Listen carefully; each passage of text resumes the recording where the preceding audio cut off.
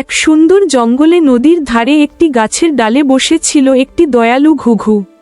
নিচে একটি ছোট্ট পিঁপড়া খাবার খুঁজতে খুঁজতে হঠাৎ নদীর পানিতে পড়ে গেল। বাঁচাও, আমি তো ডুবে যাচ্ছি। ঘুঘু দ্রুত গাছ থেকে একটি পাতা ছিঁড়ে পানিতে ফেলে দিল। পিঁপড়া সেই পাতার উপর উঠে নিরাপদে তীরে চলে এল। ধন্যবাদ বন্ধু, তুমি আমার জীবন বাঁচালে। কিছুদিন পরে এক শিকারী এসে ঘুঘুকে লক্ষ্য করে তীর তাক করল। পিঁপড়া তা দেখে দৌড়ে গিয়ে শিকারীর পায়ে জোরে কামড় দিল।